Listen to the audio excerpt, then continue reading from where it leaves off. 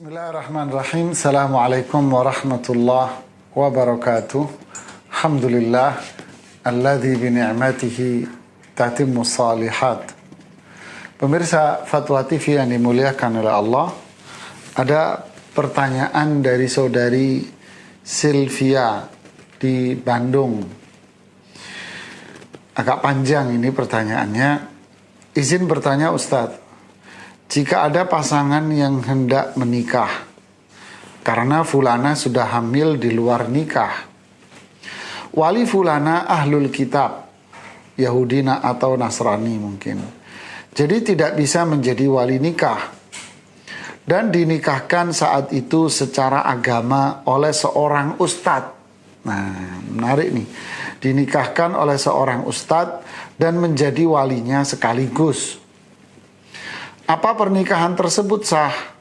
Karena syarat yang lain insya Allah terpenuhi. Kemudian setelah menikah karena buta ilmu agama, tidak langsung bertaubat. Namun qaddarallah, anak perempuan dari hasil perzinahan tersebut meninggal saat umur 2 hari setelah dilahirkan. Setelah itu pasangan tersebut dikaruniai anak kedua dan ketiga laki-laki, dan mereka baru benar-benar bertaubat saat telah memiliki anak ketiga. Alhamdulillah, atas izin Allah mereka telah belajar agama dan mengenal sunnah. Apakah pernikahan tersebut sah kalau taubat mereka setelah lama menjalani pernikahan yang tak sesuai dengan syariat karena banyak maksiat yang dilakukan keduanya? Dan bagaimana nasihat Ustadz untuk pasangan tersebut?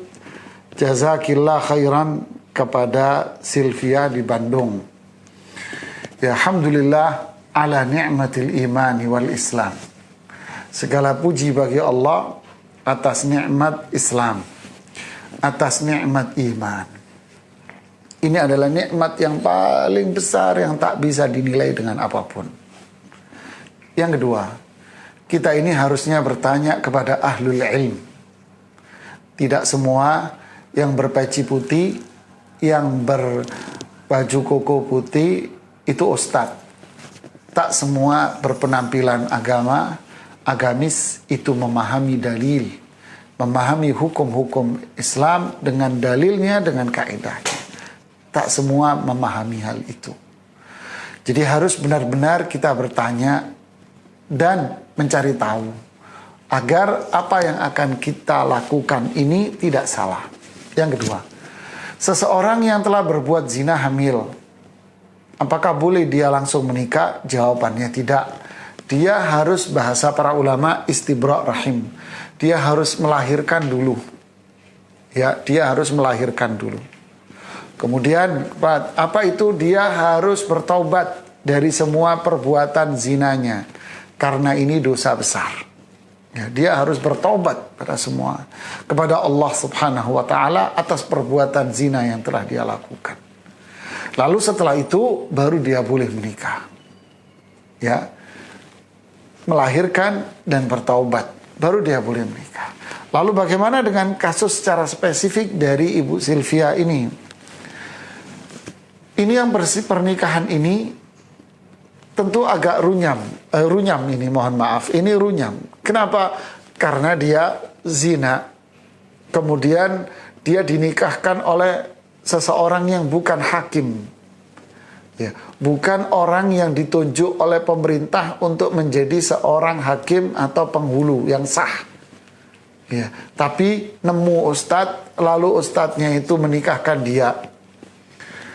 Tapi karena faktor saat itu, pada aslinya ini tidak boleh jamaah. Pada aslinya ini haram, pernikahan ini tidak sah. Kenapa? Karena yang menikahkan dia bukanlah seorang hakim. Karena Rasulullah SAW bersabda, hakim atau pak penghulu itu bisa menjadi wali bagi orang yang tidak memiliki wali. Ya, seseorang bisa pergi ke hakim ketika dia tidak memiliki wali. Ini boleh, ya, asal itu tadi dia nggak punya wali sama sekali. Ya, dalam kasus ini memang dia tak punya wali karena walinya dia agamanya lain. Ya, sehingga walinya ke hakim. Tapi sayangnya dia bukan ke hakim. Jadi secara hukum pernikahannya tidak sah. Tapi ada kondisi yang menjadikan ini menarik. Yaitu apa? Dia nggak paham sama sekali. Tuh ustadz yang dibilang ustadz juga nggak ngerti. Ini orang juga nggak ngerti sama sekali. Benar-benar nggak paham, benar-benar ngeblank sama sekali. Dia menganggap ini sah dan menganggap ini benar, tidak ada masalah. Ya. Karena ketidakfahaman, kejahilian, dan bahkan orang ustadznya pun tidak ngerti. Maka pernikahan ini disebut dengan nikah syubhah. Nikah syubhat namanya. Terus bagaimana? Ya sudah, dia tidak terkena had hukuman zina, tidak dibilang pelaku zina, tidak dibilang pernikahannya tidak sah. Berarti apa? Anda melanjutkan pernikahan Anda sekarang, dan anak-anak Anda menjadi anak yang boleh dinasabkan kepada Anda. Kenapa sebabnya?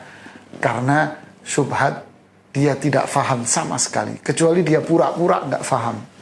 Ya karena ketidakfahamannya itu menjadikan pernikahannya. Silahkan Anda lanjutkan dengan pernikahan itu. Dan anak-anaknya adalah anak-anak Anda. Yang tersisa adalah taubatlah kepada Allah subhanahu wa ta'ala. Wallahu a'lam bishawab. Assalamualaikum warahmatullahi wabarakatuh.